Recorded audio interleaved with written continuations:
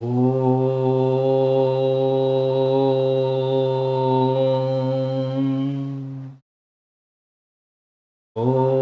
सहनाववतु सहनौ भुनक्तु सह वीर्यङ्करवावहै तेजस्विनावधीतमस्तु मा विद्विषावहै। ॐ शान्ति शान्ति शान्तिः। ब्रह्मानन्दं परमसुखदं केवलं ज्ञानमूर्तिं द्वन्द्वातीतं गगनसदृशं तत्त्वमस्यादिलक्ष्यम् एकं नित्यं विमलमचलं सर्वधी साक्षिभूतं भावातीतं त्रिगुणरहितं सद्गुरुं तं नमामि।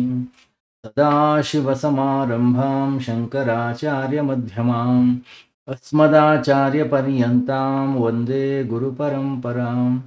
श्रुतिस्मृतिपुराणानाम् आलयं करुणालयं नमामि भगवत्पादं शङ्करं लोकशङ्करं शङ्करं शङ्कराचार्यं केशवं बादरायणं सूत्रभाष्यकृतौ वन्दे भगवन्तौ पुनः पुनः भगवन्तौ पुनः पुनः।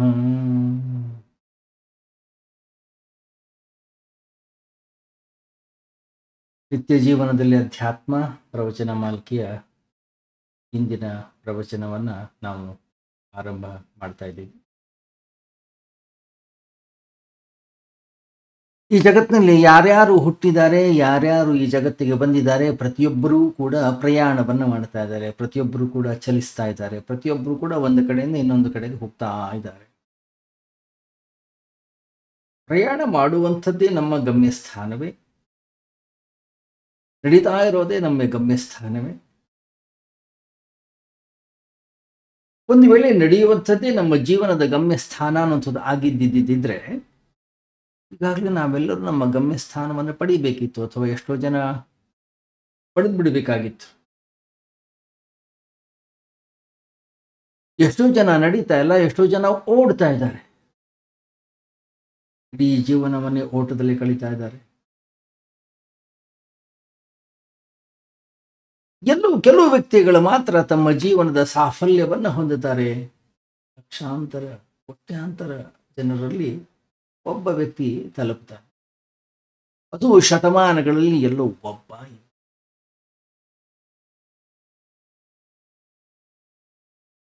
ಎಂತ ಜೀವನ ಇದು! ಎಲ್ಲರೂ ನಡೀತಾ ಇದ್ದಾರೆ, ನಾವು ನಡೀತಾ ಇದ್ದೀವಿ, ಎಲ್ಲರೂ ಪ್ರಯಾಣವನ್ನು ಮಾಡ್ತಾ ಇದ್ದಾರೆ, ನಾವು ಪ್ರಯಾಣವನ್ನು ಮಾಡ್ತಾ ಇದ್ದೀವಿ. ಎಲ್ಲೋ ಕೆಲವರು ಗಮ್ಯಸ್ಥಾನವನ್ನು ತಲುಪ್ತಾ ಇದ್ದಾರೆ.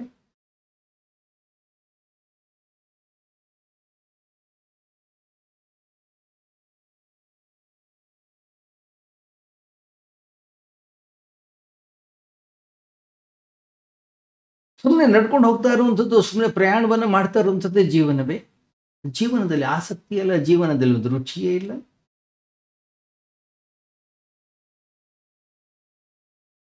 ಯಾವ ಮಾರ್ಗ ನಮ್ಮನ್ನ ಗಮ್ಯ ಸ್ಥಾನಕ್ಕೆ ತಲುಪಿಸೋದಿಲ್ವೋ ಅದನ್ನ ಮಾರ್ಗ ಅಂತ ಕರೆಯೋದಾದ್ರೆ ಹೇಗೆ?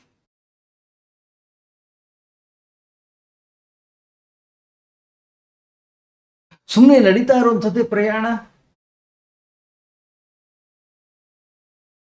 ಹಾಗಾದ್ರೆ ಯಾಕೆ ತಲುಪ್ತಾ ಇಲ್ಲ? ನಾವೆಲ್ಲ ಮೂರ್ಛಾವಸ್ಥೆಯಲ್ಲಿದ್ದೀವಿ, ಎಚ್ಚರವಾಗಿ ನಾವು ನಡೀತಾ ಇಲ್ಲ.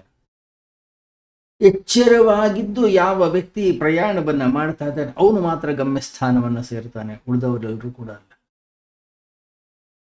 ತಮ್ಮ ಎಚ್ಚರವಾದಂತಹ ನಡೆಯುವಿಕೆಗೆ ಎಚ್ಚರದ ಗುಣವನ್ನ, ತಮ್ಮ ನಡಿಗೆಗೆ ಎಚ್ಚರದ ಗುಣವನ್ನ ಯಾರು ಸೇರಿಸ್ಕೊಂಡಿದ್ದಾರೆ,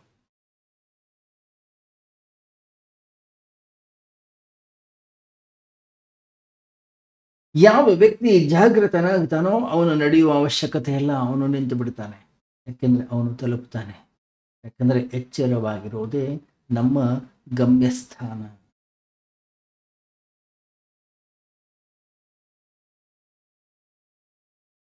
ಹಾಗಾದ್ರೆ ಜೀವನವನ್ನು ಎರಡು ರೀತಿಯಲ್ಲಿ ಬದುಕಬಹುದು. ಹೇಗದು? ಜೀವನ ಅಂದ್ರೆ ನಡೀತಾನೆ ಇರೋದು.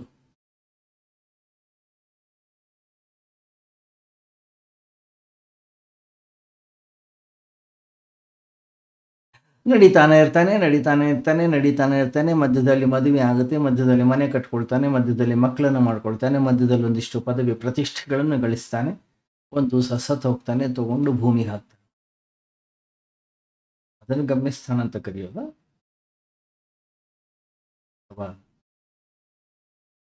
ಜಾಗೃತ ಅವಸ್ಥೆಯಲ್ಲಿ ಎಚ್ಚರವಾಗಿ ಪ್ರಜ್ಞಾಪೂರ್ವಕವಾಗಿ ಯಾವ ವ್ಯಕ್ತಿ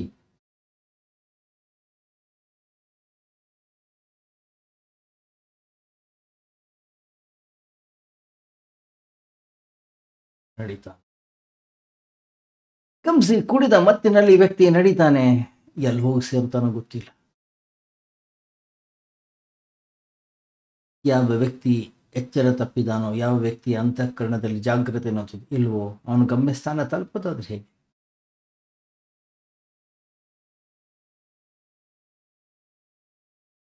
ಹಿಂದೆ ಎಲ್ಲ ಗಾಣದ ಎಣ್ಣೆಯನ್ನು ತೆಗಿಲಿಕ್ಕೆ ಕೋಣಗಳನ್ನು, ಎಮ್ಮೆಗಳನ್ನು, ಎತ್ತುಗಳನ್ನು ಉಪಯೋಗಿಸ್ತಾ ಇದ್ರು. ಅವು ಚಲಿಸ್ತಾನೇ ಇರ್ತವೆ, ಚಲಿಸ್ತಾನೆ ಇರ್ತವೆ, ಚಲಿಸ್ತಾನೆ ಇರ್ತವೆ. ಏನು, ಕಣ್ಣಿಗೊಂದು ಬಟ್ಟೆ ಕಟ್ಬಿಟ್ಟಿರ್ತಾರೆ, ಎಲ್ಲಿ ಹೋಗ್ತಿವೆ ಗೊತ್ತಾಗೋದಿಲ್ಲ. ಬೆಳಗ್ಗೆಯಿಂದ ಸಂಜೆ ತನಕ ಚಲಿಸ್ತಾನೆ ಇರ್ತವೆ. ಎಲ್ಲಿವೆ? ಎಲ್ಲಿವೆ ಅಲ್ಲೇ ಇವೆ, ಎಲ್ಲೂ ಕೂಡ ಹೋಗೋದಿಲ್ಲ. ವೃತ್ತಾಕಾರವಾಗಿ ಚಲಿಸ್ತಾನೆ ಇದ್ದು. ನಾವು ಕೂಡ ಹಾಗೆ ನಿನ್ನೆ ಮಾಡಿದ್ದಾನೆ ಇವತ್ತು ಮಾಡ್ತೀವಿ, ಇವತ್ತು ಮಾಡಿದ್ದಾನ ನಾಳೆ ಮಾಡ್ತೀವಿ, ನಾಳೆ ಮಾಡಿದ್ದಾನ ಆಚೆ ನಾಡಿದ್ದು ಮಾಡ್ತೀವಿ, ಈ ವರ್ಷ ಮಾಡಿದ್ದಾನ ಮುಂದಿನ ವರ್ಷ ಮಾಡ್ತೀವಿ. ಈ ರೀತಿಯಲ್ಲಿ ಪುನರಾವರ್ತನೆಯನ್ನ ಮಾಡ್ತಾ ಇರುವಂಥದ್ದೇ ಜೀವನ.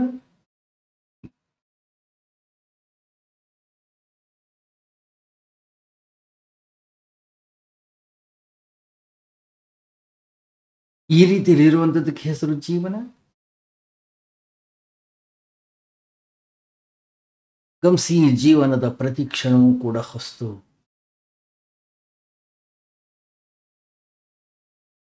ಕ್ಷಣವೂ ಕೂಡ ಹೊಸ್ತು. ನಾವು ಮತ್ತೆ ಮತ್ತೆ ಮತ್ತೆ ಮತ್ತೆ ಅದನ್ನೇ ಮಾಡ್ತಾ ಇದ್ದೀವಿ, ಪುನರಾವರ್ತನೆಯನ್ನ ಮಾಡ್ತಾ ಇದ್ದೀವಿ ಅಂದ್ರೆ ಅದರ ಅರ್ಥ ನಾವು ಬದುಕ್ತಾ ಇಲ್ಲ, ನಾವು ಜೀವಂತವಾಗಿಲ್ಲ. ಮತ್ತೆ ಸುಮ್ಮನೆ ಜೀವಂತ ಇರುವ ಹಾಗೆ ನಟನೆಯನ್ನು ಮಾಡ್ತಾ ಇದ್ದೀವಿ. ಮತ್ತೆ ಏನು, ಎಲ್ಲ ಸುಮ್ಮನೆ ಆಕ್ಷನ್ಸ್ ಅಷ್ಟೆ. ಜೀವಂತವಾಗಿರುವ ಹಾಗೆ ನಮ್ಮ ನಾಟಕಗಳು.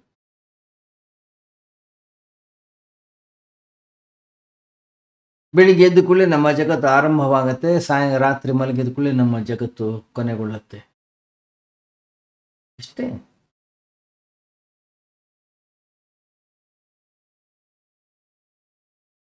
ಈ ಜೀವನ ಪದ್ಧತಿಯನ್ನ ಕತ್ತರಿಸಿ ಹಾಕ್ಬೇಕಾದ್ರೆ ಒಂದು ಸರಿ ಜಾಗೃತರಾಗಬೇಕು, ಒಂದ್ಸರಿ ಹೇಳ್ಬೇಕಾಗುತ್ತೆ, ನಾವು ಒಂದ್ಸರಿ ಎಚ್ಚರಗೊಳ್ಬೇಕಾಗುತ್ತೆ.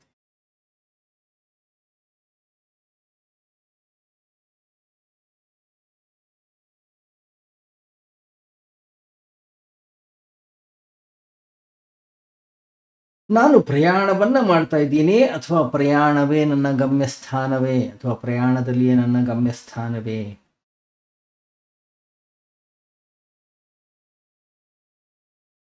ಜೀವನ ನಮ್ಮನ್ನು ಎಲ್ಲಿಗೆ ಕರ್ಕೊಂಡು ಹೋಗ್ತಾ ಇದೆ, ನಮ್ಮ ಯಾತ್ರೆ ಯಾವ ಕಡೆಗೆ ಹೋಗ್ತಾ ಇದೆ, ಎಲ್ಲಿ ಹೋಗಿ ಸೇರ್ತಾ ಇದ್ದೀವಿ ನಾವು?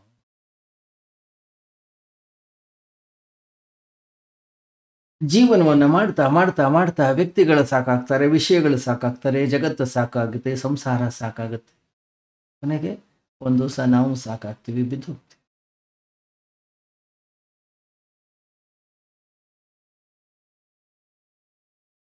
ತೃಪ್ತಿ, ಸಂತೋಷ, ಸಂಭ್ರಮ,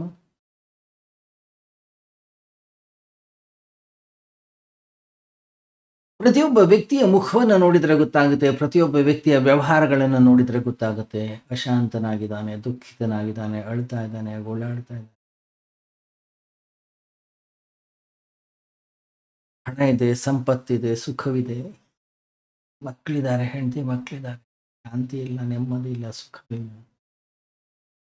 ಜೀವನ ಎಲ್ಲ ಖಾಲಿ ಖಾಲಿ. ಇದೆ, ಹಣ ಇದೆ, ಸಂಪತ್ತಿದೆ, ಎಲ್ಲ ಇದೆ, ಮನೆ ಇದೆ, ದೊಡ್ಡ ಮನೆ ಇದೆ, ಬೇಕಾದಷ್ಟು ರೂಮ್ಗಳಿವೆ, ಬೇಕಾದಷ್ಟು ವ್ಯವಸ್ಥೆಗಳು ನಮ್ಮ ಮನೆಗಳಲ್ಲಿವೆ.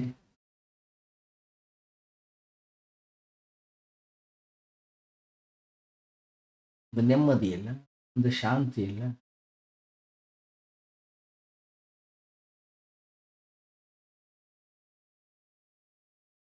ಎಲ್ಲಿ ಹೋಗ್ತಾ ಇದ್ದೀವಿ ಅಲ್ಲ, ಯಾವ ದಾರಿಯನ್ನ ನಾವು ತೆಗೆದುಕೊಂಡಿದ್ದೀವಿ, ಯಾವ ದಾರಿಯನ್ನ ನಾವು ಅರ್ಸ್ಕೊಂಡಿದ್ದೀವಿ, ಹೋಗ್ತಾ ಇರ್ತಕ್ಕಂಥವ್ರು ಯಾರು? ತನ್ನನ್ನು ತಾನು ಯಾರು ಗುರುತಿಸಿಕೊಳ್ತಾನೋ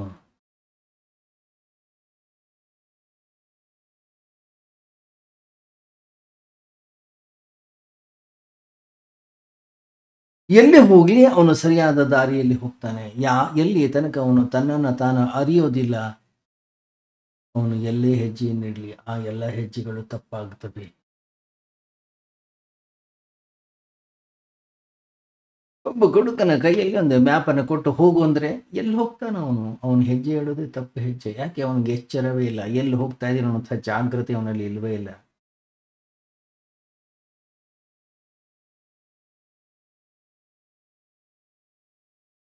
ನಮ್ಮ ಹತ್ರ ಶಾಸ್ತ್ರಗಳಿರ್ಬೋದು, ಶಾಸ್ತ್ರದಲ್ಲಿ ಏನು ಹೇಳಿದೆ ಎಲ್ಲವೂ ಕೂಡ ಸರಿಯೇ ಇರಬಹುದು, ಆದರೆ ನಮ್ಮ ತಲೆ ಸರಿ ಇಲ್ಲ, ನಾವು ಎಚ್ಚರ ತಪ್ಪಿದ್ದೀವಿ, ನಾವು ಮೂರ್ಛಾವಸ್ಥೆಯಲ್ಲಿದ್ದೀವಿ.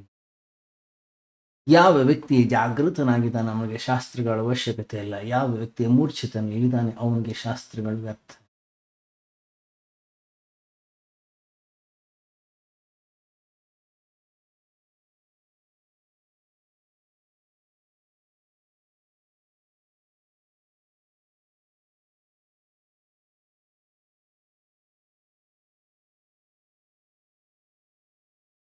ಯಾರು ಈ ಜಗತ್ತಿನಲ್ಲಿ ಸಂತೋಷವಾಗಿ ಸಂಭ್ರಮದಿಂದ ನೆಮ್ಮದಿಯಿಂದ ಇರ್ಲಿಕ್ಕೆ ಬಯಸುವುದಿಲ್ಲ ಹೇಳಿ? ಏನಾದರೂ ಮುಳ್ಳುಗಳನ್ನು, ಕಲ್ಲು ಬಂಡೆಗಳನ್ನು, ರೋಗ ರುಜಿನಗಳನ್ನು, ನಿಷ್ಪ್ರಯೋಜಕವಾಗಿರ್ತಕ್ಕಂಥ ವಸ್ತುಗಳನ್ನು ಆರಿಸ್ಕೊಳ್ತಾರೆ, ಅವುಗಳ ಜೊತೆಗಿರ್ಲಿಕ್ಕೆ ಇಷ್ಟಪಡ್ತಾರೆ? ರೋಗ ರುಜಿನಗಳ ಜೊತೆಗಿರ್ಲಿಕ್ಕೆ ಯಾರಾದರೂ ಇಷ್ಟಪಡ್ತಾರೆ?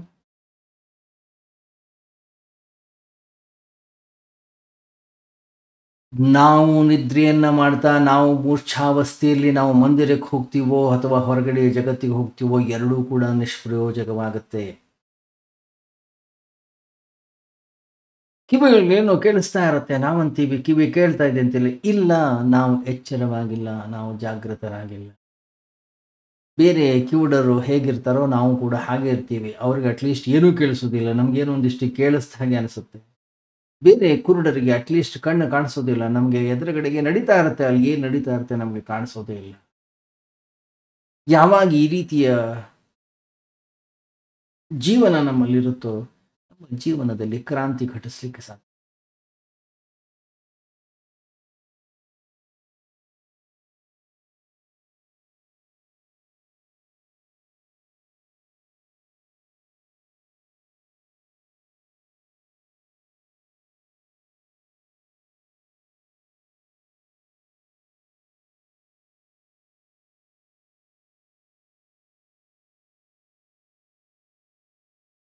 ಗಮನಿಸಿ, ಯಾವ ವ್ಯಕ್ತಿ ಕಲೀಲಿಕ್ಕೆ ಯೋಗ್ಯತೆಯನ್ನು ಗಳಿಸಿದಾನೋ, ಕಲೀಲಿಕ್ಕೆ ಆಸಕ್ತಿಯನ್ನು ಹೊಂದಿದಾನೋ, ಕಲಿಯೋದ್ರಲ್ಲಿಯೇ ಅವನ ಜೀವನವನ್ನು ಮುಡಿಪಾಗಿಟ್ಟಿದಾನೋ ಅಂಥವನನ್ನ ಶಿಷ್ಯ ಅಂತ ಕರೀತಾರೆ.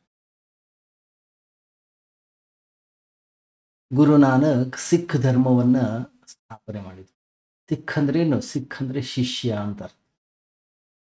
ಇಡೀ ಧರ್ಮ ಕೇವಲ ಕಲಿಯುವಂಥದ್ದು, ಕಲಿಯುವ ಒಂದು ಕಲೆ. ನಾನು ಕಲೀಲಿಕ್ಕೆ ತಯಾರಾಗಿದ್ದೀನಿ ಅಂತಂದ್ರೆ ಅಂಥವನಿಗೆ ಧರ್ಮ.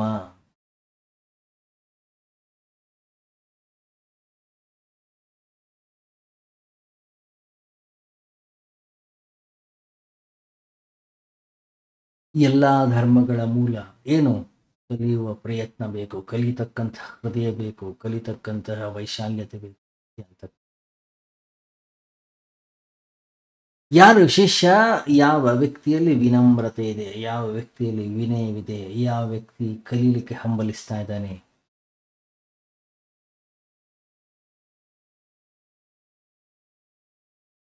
ಗಮನಿಸಿ, ಯಾವ ವ್ಯಕ್ತಿಯಲ್ಲಿ ಪಾಂಡಿತ್ಯವಿದೆ ಅವನ ಶಿಷ್ಯನಾಗ್ಲಿಕ್ಕೆ ಸಾಧ್ಯ ಇಲ್ಲ. ಯಾವ ವ್ಯಕ್ತಿ ಹತ್ರ ಬಹಳಷ್ಟು ಜ್ಞಾನವಿದೆ ಅವನ ಶಿಷ್ಯನಾಗ್ಲಿಕ್ಕೆ ಸಾಧ್ಯವಿಲ್ಲ.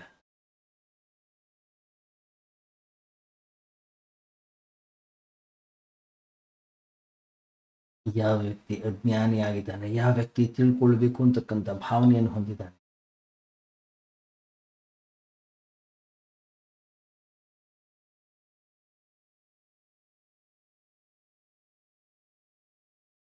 ಗಮನಿಸಿ, ಏನೋ ಒಂದಿಷ್ಟು ಜ್ಞಾನವನ್ನ ಗಳಿಸಿದ ಕೂಡಲೇ ನಾವು ತಿಳ್ಕೊಂಡಿದ್ದೀವಿ ಅಂತಕ್ಕಂಥ ಭ್ರಾಂತಿಯಲ್ಲಿ ಮುಳುಗ್ತೀವಿ.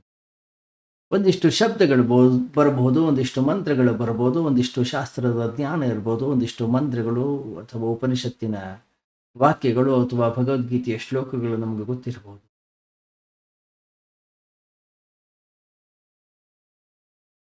ಅದನ್ನ ಪದೇ ಪದೇ ಪದೇ ಪದೇ ಹೇಳಿದ ಕೂಡಲೇ ನಮಗೆ ಅನ್ಸುತ್ತೆ, ನಾನೊಂದಿಷ್ಟು ತಿಳ್ಕೊಂಡಿದ್ದೀನಿ, ನನಗೊಂದಿಷ್ಟು ಬರುತ್ತೆ, ನಾನಷ್ಟು ಬಲ್ಲವ, ನಾನೊಬ್ಬ ಪಂಡಿತ.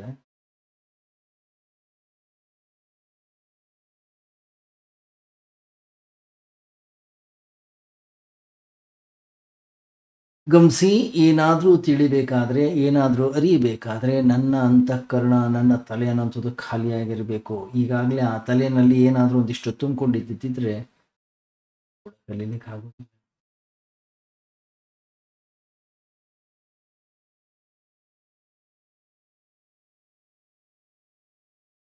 ಒಂದು ಸಂಪೂರ್ಣವಾಗಿ ತಿಳಿದಿದ್ದೀವಿ, ಇಲ್ಲ ಸಂಪೂರ್ಣವಾಗಿ ತಿಳಿದಿಲ್ಲ ಅನ್ನೋಂಥ ಸ್ಪಷ್ಟತೆ ಬೇಕಾಗುತ್ತೆ. ಇಲ್ಲ ಇಲ್ಲ, ನಾನು ಸ್ವಲ್ಪ ಗೊತ್ತು, ಇನ್ನೊಂದು ಸ್ವಲ್ಪ ಗೊತ್ತಿಲ್ಲ. ಇಲ್ಲ, ಹಾಗೆ ಮಾಡ್ಲಿಕ್ಕೆ ಬರೋದಿಲ್ಲ. ಅದರ ಅರ್ಥ ಏನೋ ಸ್ವಲ್ಪ ಎಚ್ಚರವಾಗಿದ್ದೀನಿ, ಸ್ವಲ್ಪ ಸ್ವಲ್ಪ ನಿದ್ರೆಯನ್ನು ಮಾಡ್ತಾ ಇದ್ದೀನಿ. ಆ ರೀತಿಯಲ್ಲಿ ಎಲ್ಲಾದ್ರೂ ಆಗುತ್ತಾ?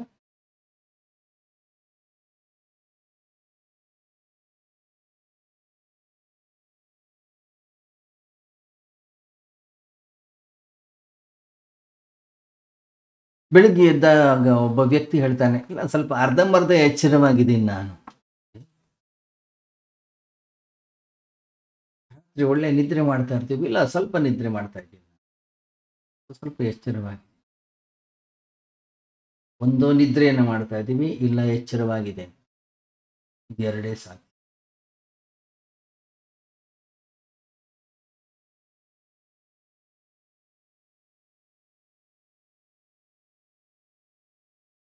ಯಾವ ವ್ಯಕ್ತಿಯ ಅಂತಃಕರಣದಲ್ಲಿ ಸತ್ಯ ತತ್ವವನ್ನು ತಿಳ್ಕೊಳ್ಬೇಕು ಅಂತಕ್ಕಂಥ ಭಾವನೆ ಇದೆ, ಅದರ ಅನ್ವೇಷಣೆಯಲ್ಲಿದ್ದಾನೆ, ಅಂಥವನನ್ನ ಶಿಷ್ಯ ಅಂತ ಕರೀತಾರೆ. ಒಬ್ಬ ಶಿಷ್ಯ ಸುಮ್ಮನೆ ಒಂದು ಇನ್ಫಾರ್ಮೇಶನ್ ಕಲೆಕ್ಟ್ ಮಾಡ್ತಾ ಇಲ್ಲ, ಏನೋ ಕುತೂಹಲದಿಂದಾಗಿ ಎಲ್ಲೋ ಹೊರಗಡೆ ಜಗತ್ತಿನ ಕಡೆ ಹೋಗ್ತಾರೆ, ಅಥವಾ ಏನೇನಿದೆ ಅಲ್ಲಿದೆ ಇಲ್ಲಿದೆ ಏನೇನಿದೆ ಎಲ್ಲವನ್ನು ಕೂಡ ಸಂಗ್ರಹ ಮಾಡಿಟ್ಕೊಳ್ತಾ ಇಲ್ಲ. ಏನೋ ಸ್ಥಾನಮಾನ ಬರುತ್ತೆ, ಏನೋ ಖ್ಯಾತಿ ಬರುತ್ತೆ, ಏನೋ ಒಂದಿಷ್ಟು ಪ್ರಶಸ್ತಿಗಳು ಸಿಗ್ತವೆ, ಅದಕ್ಕೋಸ್ಕರ ಅಲ್ಲ.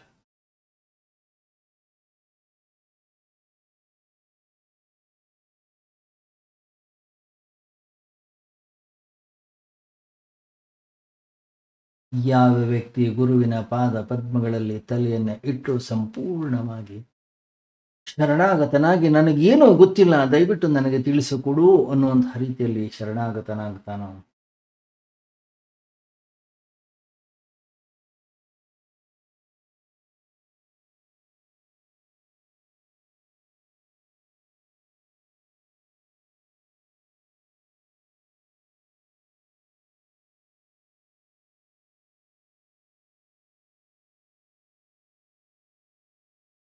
ಬುದ್ಧನ ಜೀವನದಲ್ಲಿ ಬಹಳ ಸುಂದರವಾದ ಒಂದು ಘಟನೆ ಘಟಿಸ್ತದೆ. ಅವನ ಶಿಷ್ಯ ಒಂದ್ಸರಿ ಒಬ್ಬ ಸಾರಿಪುತ್ತ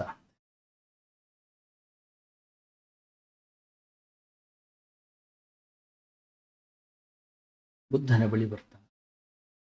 ದೊಡ್ಡ ಜ್ಞಾನ, ಎಲ್ಲ ವೇದಗಳು ಬಾಯಿಪಾಠವಾಗಿ 5,000 ಜನ ಅವನಿಗೆ ಶಿಷ್ಯರಿದ್ದರು. ತನ್ನಂತಹ ತಿಳಿದಂತಹ, ತನ್ನಷ್ಟು ಜ್ಞಾನಿ, ತನ್ನಷ್ಟು ಬಲ್ಲವ ಈ ಜಗತ್ತಿನಲ್ಲಿ ಯಾರೂ ಇಲ್ಲ ಅಂತಲೇ ತಿಳ್ಕೊಂಡಿತ್ತು. ಬುದ್ಧನ ಬಳಿ ಬಂದು ಅವನೊಂದು ಪ್ರಶ್ನೆಯನ್ನ ಮಾಡ್ತಾನೆ.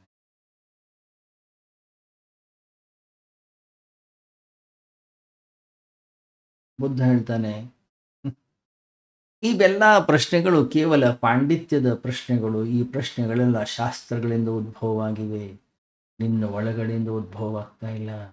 ಈ ಎಲ್ಲ ಪ್ರಶ್ನೆಗಳು ನಿನ್ನ ಸ್ವಂತದ್ದಲ್ಲ. ಈ ಎಲ್ಲ ಪ್ರಶ್ನೆಗಳನ್ನ ಎಲ್ಲೋ ನೀನೊಂದಿಷ್ಟು ಎರವಲು ಪಡ್ಕೊಂಡಿದ್ಯಾ, ಎಲ್ಲೋ ಬಾಡಿಗೆ ಪಡ್ಕೊಂಡಿದ್ಯಾ, ಅನೇಕ ಗ್ರಂಥಗಳನ್ನು ಓದಿದೆಯಾ, ಅನೇಕ ಪುಸ್ತಕಗಳನ್ನು ನೋಡಿದೆಯಾ ನೀನು. ಹೀಗಾಗಿ ಆ ಪ್ರಶ್ನೆಗಳು ಆ ಗ್ರಂಥಗಳಿಂದ ಬಂದಿರತಕ್ಕಂಥ ಪ್ರಶ್ನೆಗಳು, ಒಂದು ವೇಳೆ ಆ ಗ್ರಂಥಗಳನ್ನು ನೀನು ಓದದೇ ಇದ್ದಿದ್ದರೆ ಈ ಪ್ರಶ್ನೆಗಳು ನಿನ್ನ ಜೀವನದಲ್ಲಿ ಉದ್ಭವಿಸ್ತಾನೆ ಇರಲಿ.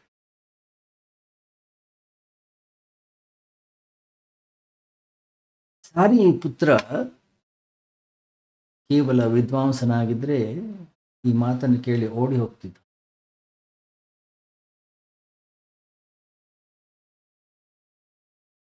ವಿಚಾರವನ್ನು ಮಾಡಿದ. ಓ, ಈ ಮನುಷ್ಯ ಹೇಳೋದ್ರಲ್ಲಿ ಒಂದು ಅರ್ಥ ಇದೆ, ಏನೋ ಒಂದಿಷ್ಟು ತಿಳುವಳಿಕೆ ಇದೆ, ಏನೋ ಒಂದಿಷ್ಟೆಲ್ಲ ಕರೆಕ್ಟಾಗಿ ಹೇಳ್ತಾರೆ. ನಿಜ, ಶಾಸ್ತ್ರದ ಪ್ರಶ್ನೆಗಳು, ಗ್ರಂಥದಲ್ಲಿರ್ತಕ್ಕಂಥ ಪ್ರಶ್ನೆಗಳು ನನ್ನ ಪ್ರಶ್ನೆಗಳು ಹೇಗಾಗ್ತವೆ? ನನ್ನ ಅಂತಃಕರಣದಲ್ಲಿ ನಿಜವಾಗಿ ಈ ರೀತಿಯ ಪ್ರಶ್ನೆಗಳು ಉದ್ಭವ ಆಗಿದೆಯೇ? ನನ್ನ ಅಂತಃಕರಣದ ಆಳದಿಂದ ಬಂದಂಥ ಪ್ರಶ್ನೆಗಳೇ ಇವೆಲ್ಲ?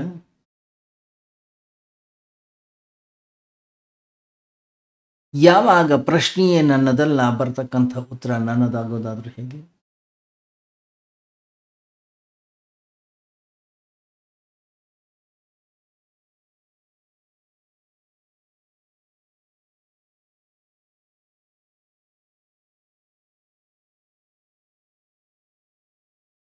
ಎಷ್ಟೋ ಬಾರಿ ಕುತೂಹಲಕ್ಕೆ ಪ್ರಶ್ನೆಗಳನ್ನು ಕೇಳ್ತೀವಿ, ಎಷ್ಟೋ ಬಾರಿ ತಿಳ್ಕೊಳ್ಬೇಕು ಅನ್ನೋಂಥ ಪ್ರಶ್ನೆಯನ್ನು ಕೇಳ್ತೀವಿ.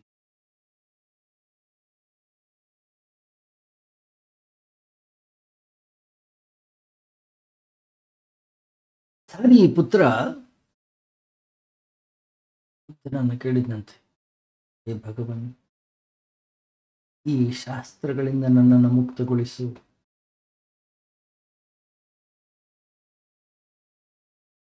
ಎಷ್ಟೋ ವರ್ಷಗಳ ಕಾಲ ಅವನ ಶಿಷ್ಯನಾಗುಳಿದ, ಮತ್ತೆ ಪ್ರಶ್ನೆಯನ್ನೇ ಮಾಡಲಿಲ್ಲ.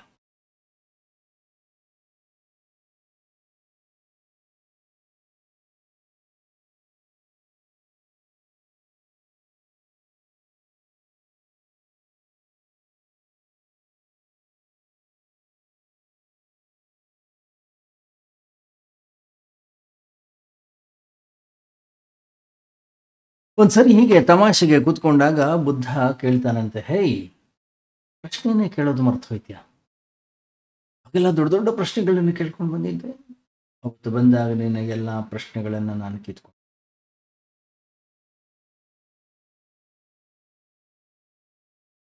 ಸಾರಿ ಪುತ್ರ ಅಂತಾನಂತೆ, ಅವು ಯಾವ ನನ್ನ ಪ್ರಶ್ನೆಗಳೇ ಆಗಿರಲಿಲ್ಲ, ಅವೆಲ್ಲ ಜನರ ಪ್ರಶ್ನೆಗಳಾಗಿತ್ತು, ಅವೆಲ್ಲ ಶಾಸ್ತ್ರದ ಪ್ರಶ್ನೆಗಳಾಗಿತ್ತು, ನನ್ನ ಅಂತಃಕರಣದ ಪ್ರಶ್ನೆಗಳವು ಯಾವ?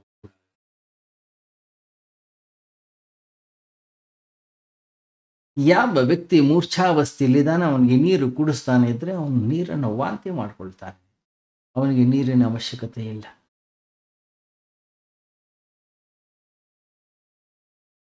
ಯಾವ ವ್ಯಕ್ತಿ ತನ್ನನ್ನು ತಾನು ತಿಳಿಲಿಕ್ಕೆ ಶುರು ಮಾಡ್ತಾನೋ, ಯಾವ ವ್ಯಕ್ತಿ ತನ್ನನ್ನು ತಾನು ಅರಿಲಿಕ್ಕೆ ಶುರು ಮಾಡ್ತಾನೋ, ಅವನ ಎಲ್ಲ ಪ್ರಶ್ನೆಗಳು ಮಾಯವಾಗ್ಲಿಕ್ಕೆ ಶುರು ಆಗ್ತವೆ. ಎಲ್ಲಿಂದ ಪ್ರಶ್ನೆಗಳು ಉದ್ಭವವಾಗ್ತವೋ ಅಲ್ಲಿಂದಲೇ ಉತ್ತರ ಅನ್ನೋದು ಉದ್ಭವಿಸ್ಲಿಕ್ಕೆ ಶುರು ಆಗ್ತದೆ.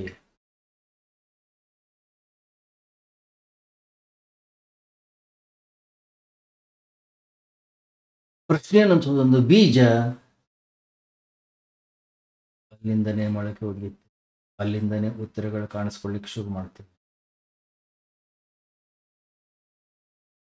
ನಮ್ಮ ಜೀವನವನ್ನು ನಾವು ಸಮಸ್ಯೆ ಅಂತ ತಿಳ್ಕೊಂಡಿದ್ದೀವಿ. ಏನು ಸಮಸ್ಯೆ ಅಂತ ನಾವು ತಿಳ್ಕೊಂಡಿದ್ದೀವಿ, ಅದನ್ನು ಕೂಡ ಹೊರಗಡೆಯಿಂದ ಪಡೆದದ್ದು, ನಾವು ಹೊರಗಡೆಯಿಂದ ತಿಳ್ಕೊಂಡಿದ್ದು. ಮತ್ತೊಬ್ಬರ ಸಲಹೆ ಮೇರೆಗೆ, ಮತ್ತೊಬ್ಬರ ಪ್ರಶ್ನೆಯನ್ನು ನೋಡಿ ಅಥವಾ ಮತ್ತೊಬ್ಬರ ಜೀವನವನ್ನು ನೋಡಿ.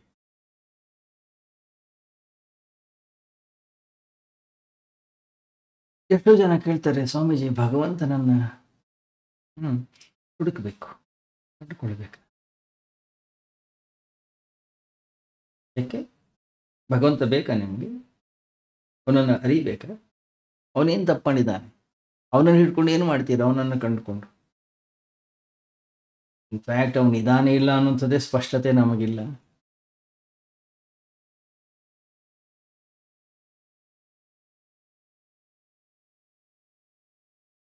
ಆ ರೀತಿಯಲ್ಲಿ ಎಲ್ಲೋ ಭಗವಂತನನ್ನು ಕಂಡುಕೊಳ್ಳಿಕ್ಕಾಗುವುದಿಲ್ಲ. ಭಗವಂತನನ್ನು ನಾವು ಕಂಡುಕೊಳ್ಬೇಕು, ಅಂತಃಕರಣದ ಒಳಗಡೆಗೆ ಶಿಷ್ಯತ್ವವನ್ನು ಹೊಂದಿಕೊಳ್ಳಬೇಕು, ನಾವು ಶಿಷ್ಯರಾಗಬೇಕಾಗುತ್ತೆ. ಯಾವಾಗ ವ್ಯಕ್ತಿಯ ಅಂತಃಕರಣದ ಒಳಗಡೆಗೆ ಶಿಷ್ಯತ್ವ ಅನ್ನೋಂಥದ್ದು ಘಟಿಸ್ತದೋ ಅಲ್ಲೊಂದು ಆವಿಷ್ಕಾರ ಅನ್ನೋಂಥದ್ದು. ನಾವು ಪರಿಶುದ್ಧರಾಗ್ತಾ ಬರ್ತೀವಿ, ನನ್ನ ಅಂತಃಕರಣ ಶಾಂತವಾಗ್ಲಿಕ್ಕೆ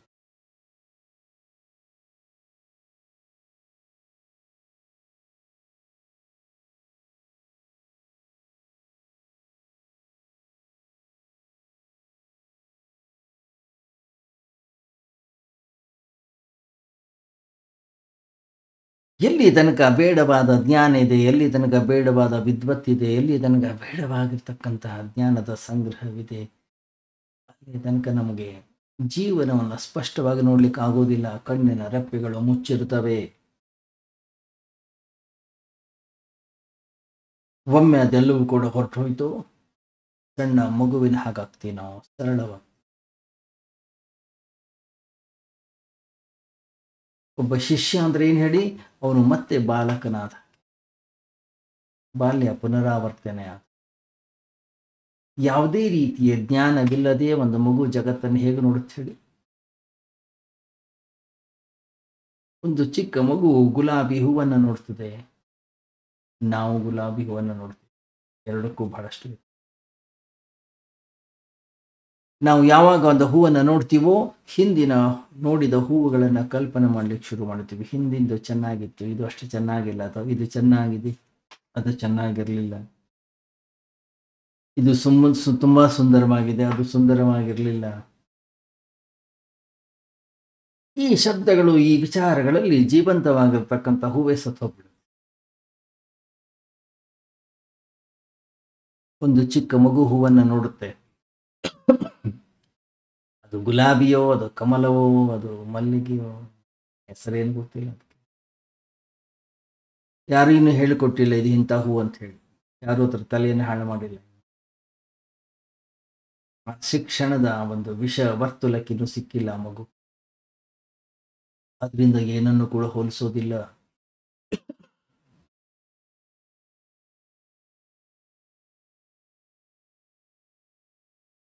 ಆದ್ರಿಂದ ಕೇವಲ ಹೂವಿನ ಸೌಂದರ್ಯವನ್ನ ಮಾತ್ರ ನೋಡ್ತಾನೆ, ಹೂವಿನ ಸೌಂದರ್ಯದಲ್ಲಿ ಅವನು ಮುಳುಗುತ್ತಾನೆ.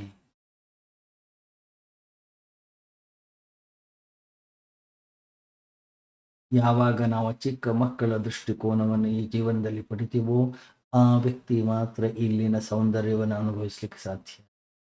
ಏನ್ ಹೇಳಿ ಶಿಷ್ಯ ಅಂತಂದ್ರೆ ಮತ್ತೆ ಕಲಿಯಲಿಕ್ಕೆ ಸಿದ್ಧನಾಗಿರ್ತಕ್ಕಂಥವನು, ಮತ್ತೆ ತಿಳ್ಕೊಳ್ಳಿಕ್ಕೆ ಸಿದ್ಧನಾಗಿರ್ತಕ್ಕಂಥ.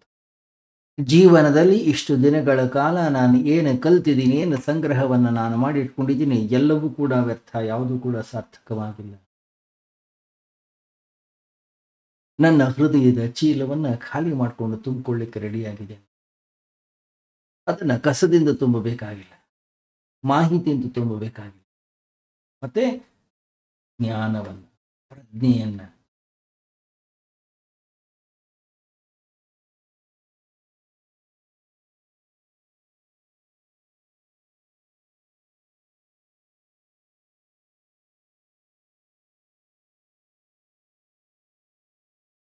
ಯಾವ ವ್ಯಕ್ತಿಯ ಅಂತಃಕರಣದ ಒಳಗೆ ಅರಿವಿನ ಜ್ಞಾನ ಅನ್ನೋದು ಉಂಟಾಗಿದೆಯೋ ಅವನಿಗೆ ಮಾತ್ರ ಗೊತ್ತಾಗುತ್ತೆ ಹೂ ಯಾವುದು, ಮುಳ್ಳು ಯಾವುದು, ಯಾವುದನ್ನ ಸಂಗ್ರಹಿಸಬೇಕು, ಯಾವುದನ್ನ ನೋಡಬೇಕು. ನೀವು ಹೊರಗಡೆ ಜಗತ್ತಿನಲ್ಲಿ ಹೋದರೆ ಬಹಳಷ್ಟು ಜನ ಪಂಡಿತರುಗಳಿದ್ದಾರೆ, ಬಹಳಷ್ಟು ಜನ ವಿದ್ವಾಂಸರುಗಳಿದ್ದಾರೆ. ದೊಡ್ಡ ದೊಡ್ಡ ಲಿಸ್ಟ್ ಕೊಡ್ತಾರೆ ನಮಗೆ, ಇಂತಿಂಥ ಕೆಲಸಗಳನ್ನು ಮಾಡಬಾರ್ದು, ಇದೆಲ್ಲ ಪಾಪದ ಕೆಲಸ, ಇದೆಲ್ಲ ಪುಣ್ಯದ ಕೆಲಸ, ಸುಳ್ಳು ಹೇಳಬಾರ್ದು, ಪ್ರಾಮಾಣಿಕವಾಗಿರಬೇಕು, ಅನ್ಯಾಯ ಮಾಡಬಾರ್ದು, ಮೋಸ ಮಾಡಬಾರ್ದು, ವಂಚನೆಯನ್ನು ಮಾಡಬಾರ್ದು. ನಾವು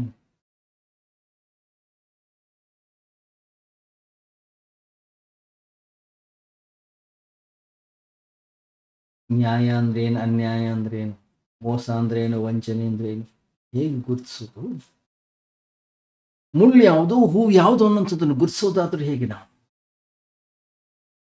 ಯಾವುದು ಸರಿಯಾದ ಮಾರ್ಗ, ಯಾವುದು ಕೆಟ್ಟ ಮಾರ್ಗ ಗುರುತಿಸೋದಾದ್ರೂ ಹೇಗೆ?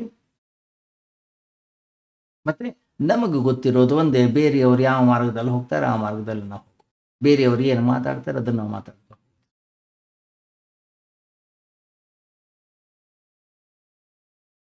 ಅಂಧೇನೈವ ನಿಯಮಾನ ಯಥಾಂಧಾಹ ಅಂತ ಹೇಳಿ ಒಬ್ಬ ಕುರುಡ ಇದ್ದಾನೆ. ಆ ಕುರುಡ ಲೀಡರ್ಶಿಪ್ ತೆಗೆದುಕೊಂಡಿದ್ದಾನೆ, ಅವನೊಂದು ಉಳಿದ ಎಲ್ಲ ಕುರುಡನನ್ನು ಅನುಕರಣೆ ಮಾಡ್ತಾ ಇದ್ದಾರೆ.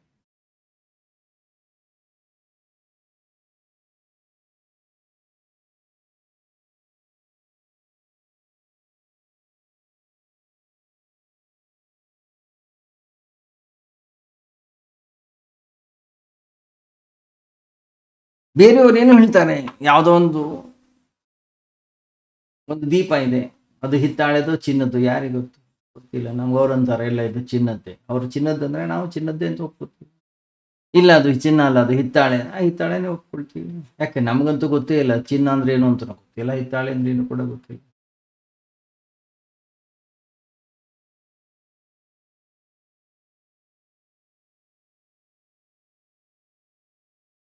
ಒಬ್ಬ ಗುರುವಿನ ಬಳಿ ಒಂದಿಬ್ರು ಶಿಷ್ಯರು ಬರ್ತಾರೆ. ಬಹಳ ಒತ್ತಡದಲ್ಲಿರ್ತಾರೆ, ಬಹಳ ಗೋಳಾಡ್ತಾ ಇರ್ತಾರೆ.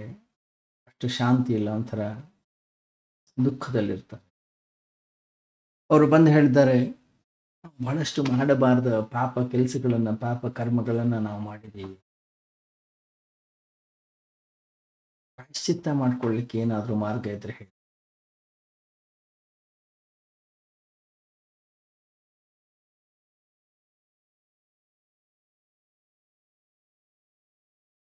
ಒಬ್ಬನನ್ನ ಕೇಳ್ತಾನಂತ ಗುರು, ಅಪ್ಪ ನೀನ್ ಏನೇನು ಪಾಪಗಳನ್ನು ಮಾಡಿದಿ ಹೇಳು. ಇಲ್ಲ, ನಾನು ಪಾಪ ಅಂತ ಏನು ಮಾಡಿಲ್ಲ. ಕೆಲವು ಅಪರಾಧಗಳನ್ನ ನಾವು ಘೋರವಾಗಿರ್ತಕ್ಕ ಒಂಥರ ನನ್ನ ಎದೆ ಮೇಲೆ ಭಾರವಾಗಿ ಕೂತು.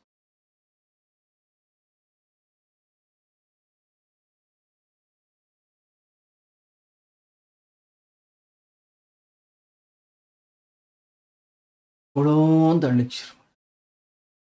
ಇನ್ನೊಬ್ಬರು ಕೇಳ್ದ, ನೀನೇನ್ ಮಾಡ್ತಿ? ಇಲ್ಲ ಇಲ್ಲ, ನಮ್ದೇನಂತ ಸಣ್ಣ ಸಣ್ಣ ಪಾಪಗಳನ್ನು ಮಾಡಿದೀವಿ, ನಾವೇನಂತ ದೊಡ್ಡ ದೊಡ್ಡ ಪಾಪಗಳನ್ನೇನು.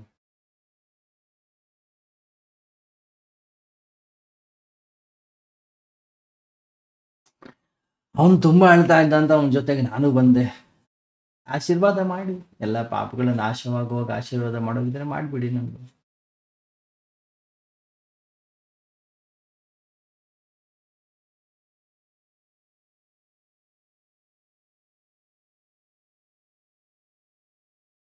ಯಾವ ವ್ಯಕ್ತಿ ತುಂಬಾ ಪಾಪವನ್ನ ಮಾಡಿದ್ದ ಆ ವ್ಯಕ್ತಿಯನ್ನ ಕರೆದ, ಹೋಗಲಿ ಹೊರಗಡೆಗೆ, ನಿನ್ನ ಪಾಪ ಎಷ್ಟು ದೊಡ್ಡದಾಗಿತ್ತು ಅಷ್ಟು ದೊಡ್ಡ ಒಂದು ಕಲ್ಲನ್ನು ಎತ್ಕೊಂಡು ಬಾ.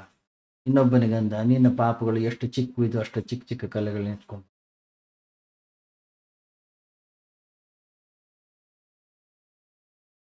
ಹೊರಲಾರ್ದೆ ಹೊತ್ಕೊಂಡು ಬಂದ ಒಬ್ಬ ವ್ಯಕ್ತಿ, ಇನ್ನೊಬ್ಬ ವ್ಯಕ್ತಿ ಅದನ್ನ ತಗೊಂಡ್ ಬಂದ.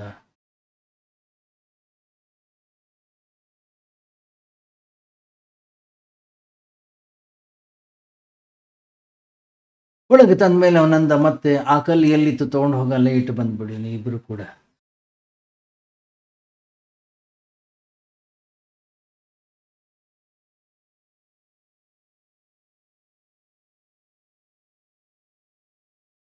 ಮತ್ತೆ ಕನ್ಫ್ಯೂಷನ್ ಆಯ್ತು ಇವ್ರಿಗೆ, ಏನ್ ಕತೆ ಇವ್ರಿಗೆ. ಫಕೀರ ಹೇಳ್ತಾನೆ, ನೋಡಿಪ್ಪ, ನೀ ದೊಡ್ಡದಾದ್ರೂ ಪಾಪವನ್ನು ಮಾಡು, ಸಣ್ಣದಾದ್ರೂ ಪಾಪವನ್ನು ಮಾಡು, ಅದು ಎಲ್ಲಿರುತ್ತೋ ಅಲ್ಲೇ ಇರುತ್ತೆ. ಯಾವಾಗ ವ್ಯಕ್ತಿಯ ಅಂತಃಕರಣದಲ್ಲಿ ದೀಪ ಅನ್ನಿಸೋದು ಬೆಳಗ್ತದೋ, ಜ್ಞಾನ ಅನ್ನಿಸೋದು ಬೆಳಗ್ತದೋ, ಅವನು ಸಣ್ಣ ಪಾಪವನ್ನು ಮಾಡೋದಿಲ್ಲ, ದೊಡ್ಡ ಪಾಪವನ್ನು ಕೂಡ.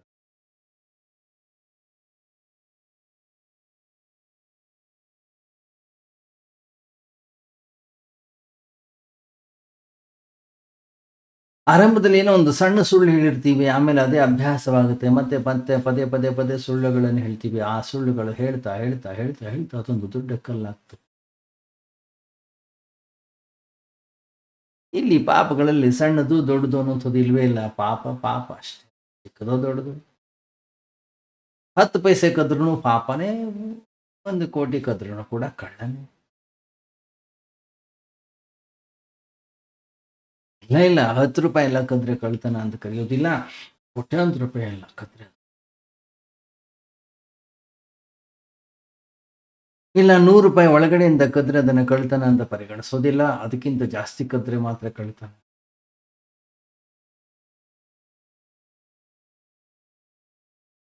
ಎಷ್ಟು ಕದ್ರೂ ಕೂಡ ಅವನು ಕಳ್ಳನೇ, ಅದು ಕಳ್ಳತನವೇ. ಅಲ್ಲಿ ದೊಡ್ಡದು ಸಣ್ಣದು ಅನ್ನೋಂಥದ್ದು ಇಲ್ಲ. ಮತ್ತೆ ಶಿಷ್ಯನನ್ನ ಗುರು ಜಾಗೃತರನ್ನಾಗಿ ಮಾಡ್ತಾನೆ, ಅವನ ಅಂತಃಕರಣದ ಒಳಗಡೆ ಒಂದು ವಿಶೇಷ ಜ್ಞಾನವನ್ನ ಕೊಡ್ತಾನೆ.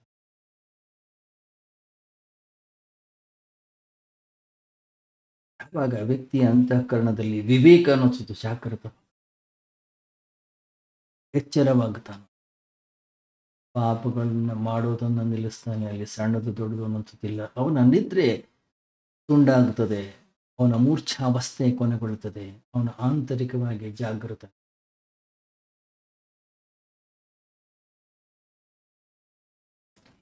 ಶಿಷ್ಯನ ಜೀವನ ಸಮರ್ಪಿತವಾಗಿರ್ತಕ್ಕಂತಹ ಜೀವನ. ಶಿಷ್ಯನ ಜೀವನ ಒಂದೇ, ಏನಿದ್ರು ತನ್ನನ್ನು ತಾನು ತಿಳ್ಕೊಳ್ಬೇಕು, ತನ್ನನ್ನು ತಾನು ಅರಿಬೇಕು.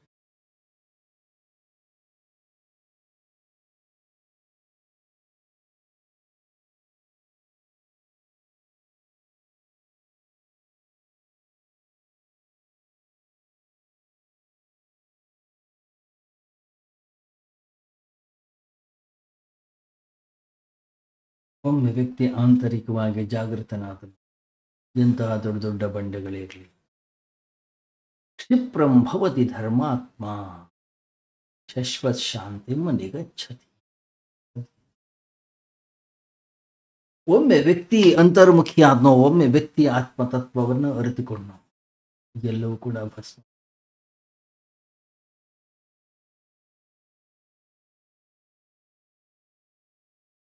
ಎಷ್ಟು ಸರಿ ಕೋಪ ಮಾಡ್ಕೊಂಡಿದ್ದೀವಿ, ಎಷ್ಟು ಸರಿ ಮೋಸ ಮಾಡಿದ್ದೀವಿ, ಎಷ್ಟು ಸರಿ ವಂಚನೆಯನ್ನು ಮಾಡಿದ್ದೀವಿ, ಎಷ್ಟು ಸರಿ ಅನ್ಯಾಯ ಮಾಡಿದ್ದೀವಿ, ಎಷ್ಟು ಸಾರಿ ಅಧರ್ಮದಲ್ಲಿ ಹೋಗಿದ್ದೀವಿ.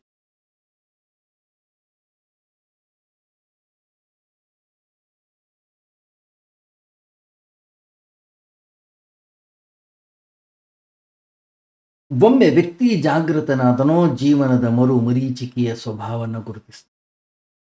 ಗಮನಿಸಿ ನೀವು, ಬಾಯಾರಿದಂತಹ ವ್ಯಕ್ತಿಗೆ ಮರುಭೂಮಿಯಲ್ಲೂ ಕೂಡ ಮರೀಚಿಕೆ ನೀರು ಕಾಣಿಸ್ತದೆ. ಅಲ್ಲಿ ನೀರಿಲ್ಲ, ಕಲ್ಪನೆ. ಅಂತಃಕರಣದ ಒಳಗಡೆ ಅವನ ಜೀವನದಲ್ಲಿ ಬಾಯಾರಿಕೆ ಅನ್ನೋದು ಹೆಚ್ಚಾದ್ರೆ ಎಲ್ಲ ಕಡೆಗೂ ನೀರು ಕಾಣಿಸ್ಲಿಕ್ಕೆ.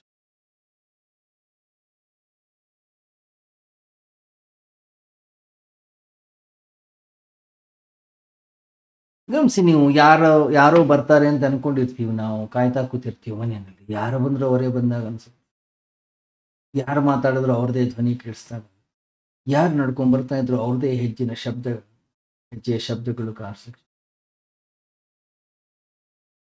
ಎಷ್ಟೋ ಸರಿ ಯಾರೂ ಬಂದಿರೋದಿಲ್ಲ, ಆದ್ರೆ ನಮ್ಮ ಅಂತಃಕರಣದ ಒಳಗಡೆ ಅವರ ಬರುವಿಕೆ ಇರೋದ್ರಿಂದ ಯಾರೋ ಬಾಗಿಲು ಬಡ್ದಾಗಿ ಬಾಗಿಲು ತೆಗಿತೀವಿ, ಕಾಯ್ತೀವಿ. ಮೆಟ್ಲು ಹತ್ತುವಂಥದ್ದು, ಮೆಟ್ಲು ಇಳಿಯುವಂಥದ್ದು, ಗೇಟ್ ಶಬ್ದ ಏನೋ ಕೇಳಿಸ್ತಾನೆ. ಯಾಕೆ? ಊಹೆ ಮಾಡ್ತಾ ಇರ್ತೀವಿ. ಮರೀಚಿಕೆ ಅಂದ್ರೇನೋ ಇಲ್ಲದೆ ಇರುವಂಥದ್ದನ್ನು ಇರುವ ಹಾಗೆ ಕಾಣೋದು. ಗಮನಿಸಿ, ನಾವು ಏನನ್ನ ಹುಡುಕ್ಲಿಕ್ಕೆ ಹೊರಟಿದ್ದೀವಿ ಅದು ಎಲ್ಲೋ ಹೊರಗಡೆಗಿಲ್ಲ, ಅದನ್ನೆಲ್ಲೋ ನಾವು ಕಳ್ಕೊಂಡಿಲ್ಲ, ಅದು ನಮ್ಮ ಒಳಗಡೆಗೆ ಇದೆ. ಈ ಜಗತ್ತಿನಲ್ಲಿ ಯಾರನ್ನು ಭಗವಂತ ಬಡವರನ್ನಾಗಿ ಮಾಡಿಲ್ಲ, ಯಾರನ್ನು ಭಗವಂತ ಶ್ರೀಮಂತರನ್ನಾಗಿ. ನಾವು ಭಿಕ್ಷುಕರಾಗಿದ್ದೀವಿ ನಮ್ಮಿಂದಾಗಿ, ನಾವು ಬಡವರಾಗಿದ್ದೀವಿ ನಮ್ಮ ಜೀವನದಿಂದ. ಭಗವಂತ ನಮಗೆ ಸ್ವಾತಂತ್ರ್ಯವನ್ನು ಕೊಟ್ಟಿದ್ದಾನೆ. ಭಗವಂತ ನಮಗೆ ಎಲ್ಲ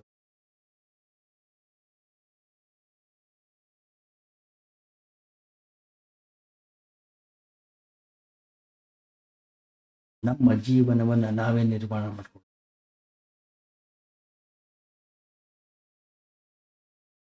ಬೇಕಾದ್ರೆ ನಾವು ಭಿಕ್ಷುಕರಾಗ್ಬೋದು, ಬೇಕಾದ್ರೆ ನಾವು ಚಕ್ರವರ್ತಿಗಳ.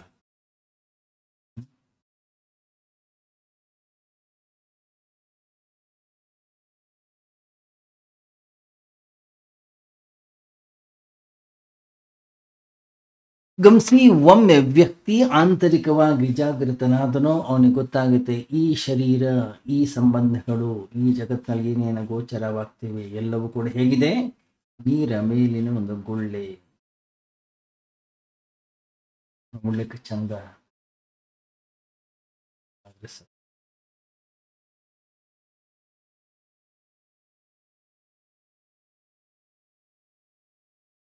ದೂರದಿಂದ ನೋಡ್ಲಿಕ್ಕೆ ಬಹಳ ಸುಂದರವಾಗಿದೆ ಈ ಜಗತ್ತು. ಮಳೆ ಬಿಲ್ಲ ನೋಡಿದ್ದೀರೇನು? ಕಾಮನ ಬಿಲ್ಲು ನೋಡ್ಲಿಕ್ಕೆ ಬಹಳ ಸುಂದರ, ಆದರೆ ಅದು ಸತ್ಯ.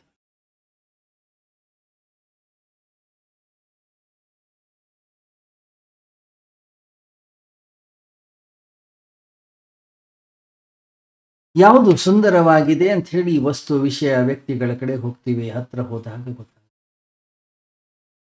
ಅಪಾಯ, ಇಲ್ಲಿ ದುಃಖ, ಇಲ್ಲಿ ನೋವು, ಇಲ್ಲಿ ಮುಳ್ಳುಗಳು.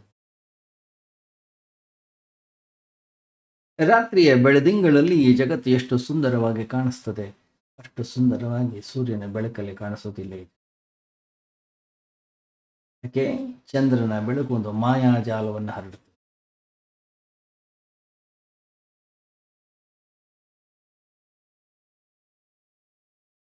ಹಗಲಿನಲ್ಲಿ ಅತ್ಯಂತ ಸಾಮಾನ್ಯವಾಗಿ ಕಾಣತಕ್ಕಂಥ ವಸ್ತುಗಳು ಚಂದ್ರನ ಬೆಳಕಲ್ಲಿ ಬಹಳ ರಮಣೀಯ, ಬಹಳ ಸುಂದರವಾಗಿ.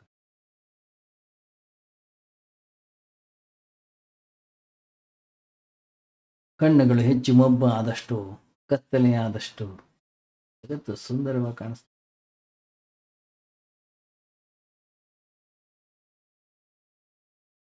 ಯಾವಾಗ ಬೆಳಕು ಹೆಚ್ಚಾಯಿತು, ವಸ್ತುಗಳ ವಾಸ್ತವಿಕತೆಯ ಪರಿಚಯವಾಗುತ್ತೆ. ಯಾವಾಗ ಜಗತ್ತಿನ ವಾಸ್ತವಿಕತೆಯ ಪರಿಚಯ ನಮಗಾಗ್ತೋ, ವ್ಯಕ್ತಿ ಹೆದರ್ಲಿಕ್ಕೆ ಶುರು, ಓಡಾಡ್ಲಿಕ್ಕೆ ಶುರು ಆಗ್ತಾನೆ. ಯಾಕೆ? ಹೂಗಳಲ್ಲಿ ಮುಳ್ಳುಗಳನ್ನು ಕಾಣ್ಲಿಕ್ಕೆ ಶುರು ಮಾಡ್ತಾರೆ. ತಿಳ್ಕೊಂಡಾಗಲ್ಲ ಇದು. ನೀರಿನ ಜಲಪಾತ ದೂರದಿಂದ ನೋಡ್ಲಿಕ್ಕೆ ಬಹಳ ಸುಂದರವಾಗಿರುತ್ತೆ. ನೀವು ಅಲ್ಲಿ ಹತ್ರ ಹೋದ್ರೆ ಭಯಾನಕ.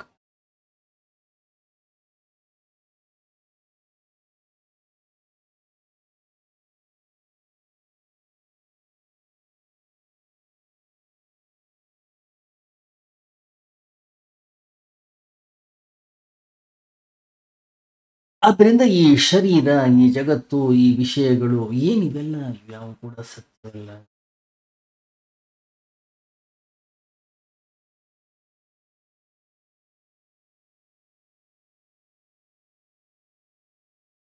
ನೀರ ಮೇಲಣ ಗುಳ್ಳೆ ನಿಜ ಬಲ್ಲ ಹರಿ.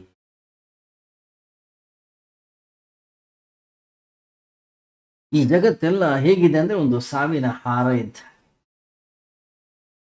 ಸೌಂದರ್ಯದ ಒಂದು ಮುಸುಕಿದೆ ಇಲ್ಲಿ. ಹತ್ರ ಹೋದಾಗ ಗೊತ್ತಾಗುತ್ತೆ ನಿಜವಾದ ಮುಸುಕೇನು, ನಿಜವಾದ ಏನಿದೆ ಇಲ್ಲಿ. ಹತ್ರ ಹೋದಾಗ ಅದನ್ನು ಮುಟ್ಟಿದಾಗ ಅದನ್ನು ಅನುಭವಿಸಿದಾಗ, ಅಥವಾ ಯಾವಾಗ ಆ ಮುಸುಕನ್ನು ನೀವು ತೆಗೆದು ನೋಡ್ಲಿಕ್ಕೆ ಶುರು ಮಾಡ್ತೀರಿ ಅವಾಗಷ್ಟೇ.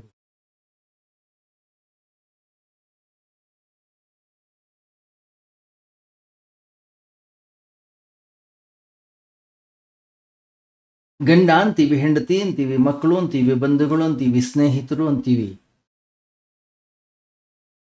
ಒಂದೊಂದೇ ಮುಸುಕನ್ನು ತೆಗೆದು ನೋಡಿ.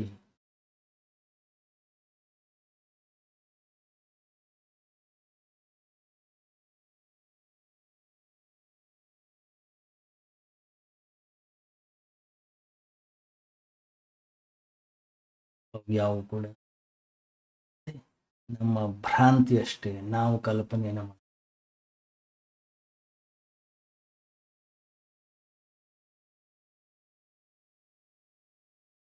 ಜೀವನ ಅಂದ್ರೆ ಏನು? ಎಲ್ಲೆಲ್ಲಿ ಮೃತ್ಯು ಅನ್ನೋದಿದೆ ಅದ್ಯಾವುದು ಕೂಡ ಜೀವನ ಅಲ್ಲವೇ ಅಲ್ಲ. ಎಲ್ಲೆಲ್ಲಿ ವಿಷಯಗಳು ಬದಲಾಗ್ತವೆ ಅದು ಜೀವನವಲ್ಲ. ಎಲ್ಲೆಲ್ಲಿ ಬದಲಾಗ್ತಾ ಇದೆ ಅಲ್ಲಿ ಶಾಶ್ವತವಾಗಿರ್ತಕ್ಕಂಥ ತತ್ವವೇ ಇಲ್ಲ.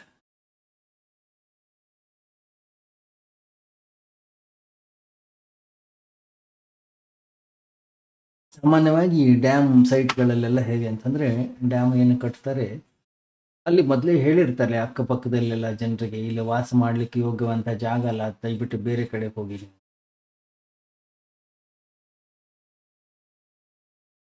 ಯಾವಾಗಲೂ ಮಳೆ ಬಂತು, ಯಾವಾಗಲೂ ಭಯಂಕರವಾಗಿ ನೀರಿನ ಮಟ್ಟ ಏರ್ಲಿಕ್ಕೆ ಶುರು ಆಯ್ತು, ಒಮ್ಮೆಲೆ ನೀರು ಬಿಟ್ಟು ಬಿಡ್ತಾರೆ. ರಾತ್ರಿ ಜನ ಮಲಗಿದ್ದಾರೆ. ಹೇಗೆ ಆ ನೀರು ಬಂದು ಹಳ್ಳಿಗೆ ಹಳ್ಳಿಯೇ ಎಣ್ಣೆ ಕೊಚ್ಕೊಂಡು ಹೋಗ್ಬಿಡ್ತು, ಹಾಗೆಯೇ ಜೀವನ. ನೋಡ್ತಾ ಇದ್ದಾಗ ನಮ್ಮ ಜೀವನದಲ್ಲಿ ಏನೇನೈತಿ ಎಲ್ಲವನ್ನೂ ಕೂಡ ಕೊಚ್ಕೊಂಡು ಹೋಗ್ತೀವಿ.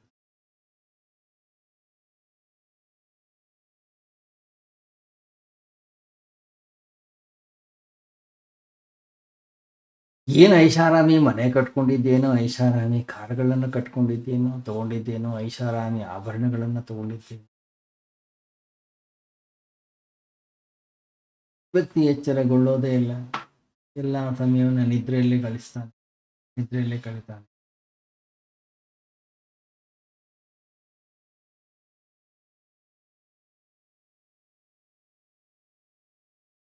ಗಮನಿಸಿ ನೀವು, ಪ್ರತಿಯೊಬ್ಬ ವ್ಯಕ್ತಿಯೂ ಕೂಡ ತನ್ನ ಹುಟ್ಟು ಹಬ್ಬವನ್ನು ಆಚರಿಸ್ಕೊಳ್ತಾನೆ. ಒಂದು ವರ್ಷ ಮೃತ್ಯುವಿಗೆ ಹತ್ರ ಆದೆ ಅನ್ನೋದಿಲ್ಲ.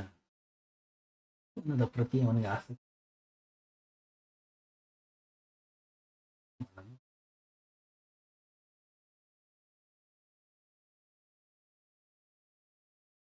ಈ ಜಗತ್ತು ಕೇವಲ ಮೃತ್ಯುವಿನಿಂದ ಕೂಡಿಕೊಂಡಿದೆ, ಯಾವಾಗಲೂ ಬದಲಾಗುತ್ತಾನೆ ಇದೆ.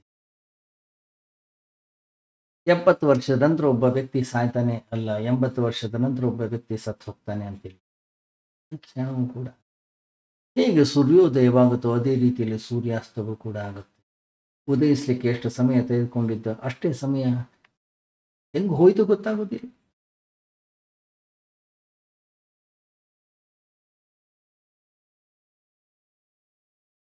ಎಷ್ಟು ಬೇಗ ನಮ್ಮ ಯೌವನ ಅನ್ನೋಂಥದ್ದು ಹೋಗುತ್ತೆ, ಎಷ್ಟು ಬೇಗ ವೃದ್ಧಾಪ್ಯ ಅನ್ನೋಂಥದ್ದು ಬರುತ್ತೆ, ಎಷ್ಟು ಬೇಗ ನಮ್ಮ ಆರೋಗ್ಯ ಅನ್ನೋಂಥದ್ದು ಹೋಗುತ್ತೆ, ಗೊತ್ತೇ ಆಗೋದಿಲ್ಲ.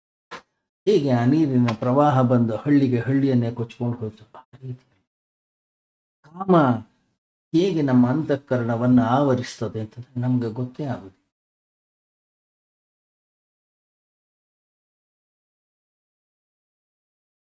ಹಣ ಬೇಕು, ಹೆಂಡತಿ ಬೇಕು, ಮಕ್ಕಳು ಬೇಕು, ಅವರು ಬೇಕು, ಇವರು ಬೇಕು ಅನ್ನೋಂಥ ದುರಾಶೆಯಲ್ಲಿ ಜೀವನವನ್ನು ಕಳ್ಕೊಂಡಿರ್ತಾರೆ. ಲೋಕವನ್ನ ಗಳಿಸುವ ಪ್ರಯತ್ನದಲ್ಲಿ ಜೀವನ ಅನ್ನೋದು ಹೇಗೆ ಹೋಯ್ತು ಗೊತ್ತೇ ಆಗಲ್ಲ.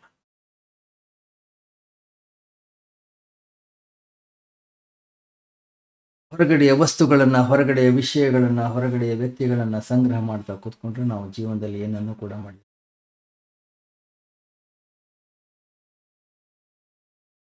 ಜನ ಅಂತಾರೆ, ಅಯ್ಯೋ ಎಂತ ಕೆಲಸ ಮಾಡಿದೆ ನಾನು, ಕಾಮದ ಹೆಸರಲ್ಲಿ ಜೀವನವನ್ನೇ ಕಳ್ಕೊಂಡ್ಬಿಟ್ಟೆ.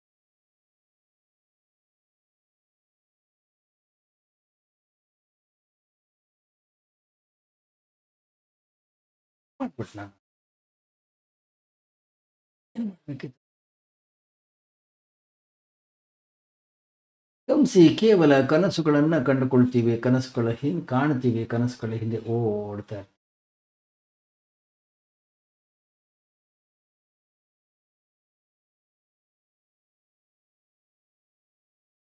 ಜೀವನವನ್ನ ಗೋಳಾಡ್ತಾ, ಜೀವನವನ್ನ ಬೇಸರದಿಂದ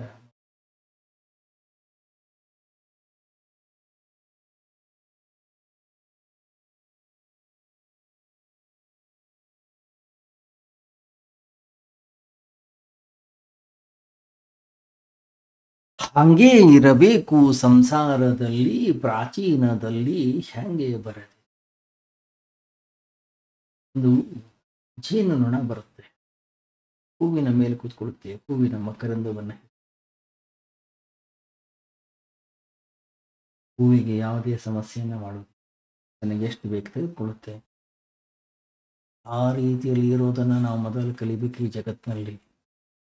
ಕಮಲದ ಒಂದು ಏನು ಎಲೆ ಇದೆ, ಎಲೆ ಮೇಲೆ ಏನು ನೀರಿನ ಹನಿಗಳು ಬಿದ್ದಿರುತ್ತವೆ, ಹೀಗೆ ಅದು ಅಂಟುಕೊಳ್ಳುವುದಿಲ್ಲ. ಆ ರೀತಿಯಲ್ಲಿ ಇರೋದನ್ನ ಕಲಿ. ಬೆಲೆ ಹಾಗಿರ್ಲಿಲ್ಲ, ಹಾಗಾದ್ರೆ ನಾವು ಸಿಕ್ಕ.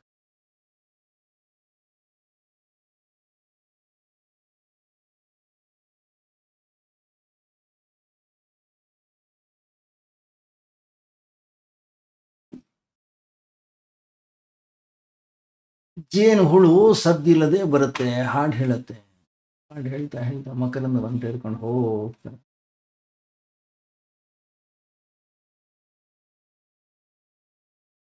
ಮನೆಯಲ್ಲಿರಿ, ಮನೆಗೆ ಬಂದಿತರಾಗಬೇಡಿ. ಸಂಸಾರಿಗಳಾಗಿರಿ, ಸಂಸಾರಕ್ಕೆ ಬಂಧಿತರಾಗಬೇಡಿ. ಜಗತ್ನಲ್ಲಿರಿ, ಜಗತ್ತು ನಿಮ್ಮ ಒಳಗಡೆಗೆ ಬಾರದೇ ಇರುವ ಹಾಗೆ ನೋಡಿ.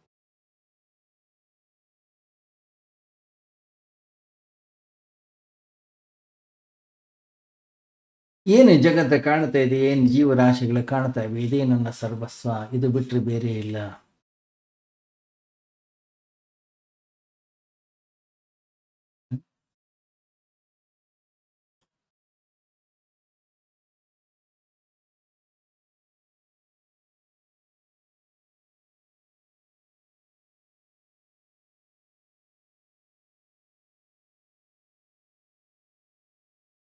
ಈ ಜಗತ್ತಿನಲ್ಲಿ ನಾವು ಹೇಗಿರ್ಬೇಕು ಅಂತಂದ್ರೆ, ನಮಗೆ ಬೇಕಾದ ಸಿಕ್ತು ಖುಷಿಯಿಂದ ಇರಬೇಕು, ಸಿಗಲಿಲ್ಲ ಖುಷಿಯಿಂದನೇ ಇರಬೇಕು. ಸಿಕ್ಕರು ಧನ್ಯವಾದವನ್ನು ಹೇಳಬೇಕು, ಸಿಗಲಿಲ್ಲ ಅಂದ್ರೂ ಧನ್ಯವಾದ. ಸಿಕ್ಕರೆ ಅದನ್ನು ಸ್ವೀಕಾರ ಮಾಡಿ, ಸಿಗಲಿಲ್ಲ ಅದನ್ನು ಬೈಬೇಡಿ, ದುಃಖಿಸಬೇಡಿ. ಅಂತ ರೀತಿಯಲ್ಲಿ ಜೀವನವನ್ನು ಮಾಡಿದಾಗ ಮಾತ್ರ ನಾವು ಈ ಜಗತ್ತಿನಲ್ಲಿ ನೆಮ್ಮದಿ, ಖುಷಿ, ಸಂತೋಷದಿಂದ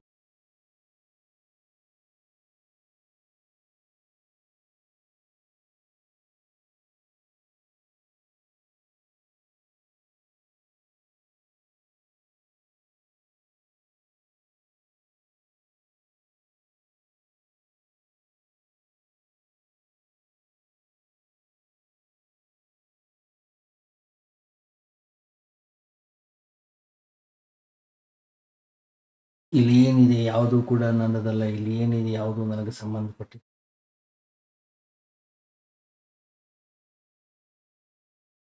ಅಮೃತಸ್ಯ ಪುತ್ರ. ಯಾರು ನಾವು?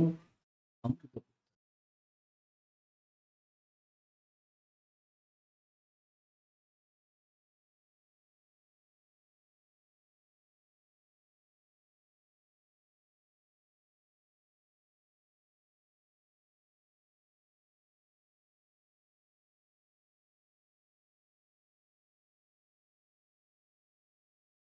ರವೀಂದ್ರನಾಥ್ ಟ್ಯಾಗೂರ್ ಒಂದು ಪದ್ಯವನ್ನು ಬರೀತಾ ಇದ್ರಂತೆ. ಮನೆಯಲ್ಲಿ ಒಂದು ಮೇಣದ ಬತ್ತಿಯನ್ನು 6 ಹೊತ್ತು ಬರೆದ್ರು. ಇನ್ನೇನು ಮೇಣದ ಬತ್ತಿ ಸಂಪೂರ್ಣವಾಗಿ ಆರಿ ಹೋಗುವ ಸಮಯ ಬಂತು. ಸರಿ ನಿಲ್ಲಿಸಿ ಮೇಣದ ಬತ್ತಿಯನ್ನು ಆರಿಸಿದ್ರು. ಆರಿಸಿದ ಕೂಡಲೇ ಹೊರಗಡೆ ಕಿಟಕಿ ಬಾಗಿಲುಗಳಿಂದ ಚಂದ್ರನ ಕಿರಣಗಳು ಒಳಗಡೆ ಬರಲಿಕ್ಕೆ ಹೊರಡಿಗೆ. ಒಳಗಡೆಗೆ ನೀವು ಬೆಳಕನ್ನು ಹಚ್ಚಿದ್ರೆ ಚಂದ್ರನ ಬೆಳಕು ಒಳಗಡೆ ಬಂದ ಕೂಡಲೇ ರವೀಂದ್ರನಾಥ್ ಟ್ಯಾಗೋರ್ ಡ್ಯಾನ್ಸ್ ಮಾಡ್ಲಿಕ್ಕೆ ಶುರು. ಅಹಂಕಾರದ ದೀಪ ಒಳಗಡೆ ಎಲ್ಲಿ ತನಕ ಉರಿತಾ ಇರುತ್ತೆ ಅಲ್ಲಿ ತನಕ ಪರಮಾತ್ಮ ಚಂದ್ರನ ಬೆಳಕು ಒಳಗೆ ಬರ್ಲಿಕ್ಕೆ ಸಾಧ್ಯ ಇಲ್ಲ. ಅಹಂಕಾರದ ದೀಪವನ್ನ ಊದಿ ಬಿಡಬೇಕು, ಅಹಂಕಾರದ ದೀಪವನ್ನ ನಂದಿಸಬೇಕು, ಅಹಂಕಾರದ ದೀಪವನ್ನು ಇಲ್ಲವಾಗಿ.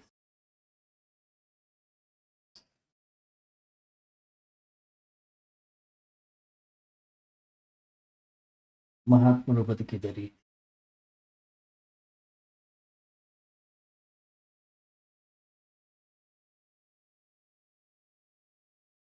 ಅವರೊಂದು ರೀತಿಯಲ್ಲಿ ಬದುಕಿದ್ರು, ನಾವೊಂದು ರೀತಿಯಲ್ಲಿ ಬದುಕಿದ್ರು.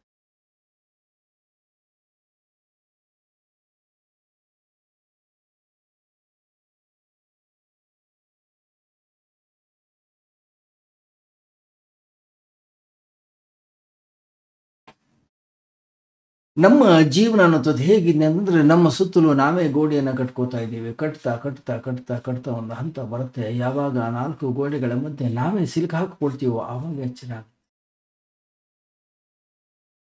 ಏನು ನನ್ನ ಸಮಾಧಿಯನ್ನು ನಾನು ಮಾಡ್ಕೊಳ್ತಾ ಇದ್ದೇನೆ, ನಾನು ಬದುಕಲಿಕ್ಕೆ ಬಂದವನು. ಅಹಂಕಾರ ನನ್ನ ಸಮಾಧಿಯನ್ನೇ ನಿರ್ಮಾಣ ಮಾಡುತ್ತೆ, ಅಹಂಕಾರ ನಮ್ಮನ್ನು ನಾಶ ಮಾಡುತ್ತೆ.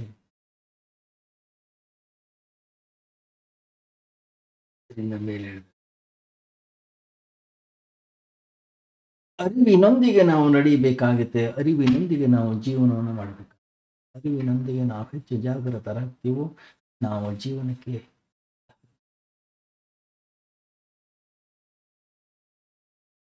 ಮುಂದುವರಿಯುತ್ತೆ. ಓಂ ಸರ್ವೇ ಭವಂತು ಸುಖಿನಃ, ಸರ್ವೇ ಸಂತು ನಿರಾಮಯಾಃ, ಸರ್ವೇ ಭದ್ರಾಣಿ ಪಶ್ಯಂತು ಮಾ ಕಶ್ಚಿತ್ ದುಃಖಭಾಗ್ ಭವೇತ್. ಸತೋ ಮಾ ಸದ್ಗಮಯ ತಮಸೋ ಮಾ ಜ್ಯೋತಿರ್ಗಮಯ ಮೃತ್ಯೋರ್ಮಾ ಅಮೃತಂಗಮಯ. ಓಂ ಶಾಂತಿ ಶಾಂತಿ ಶಾಂತಿ. ಹರಿ ಓಂ. ಶ್ರೀ ಗುರುಭ್ಯೋ ನಮಃ. ಹರಿ ಓಂ.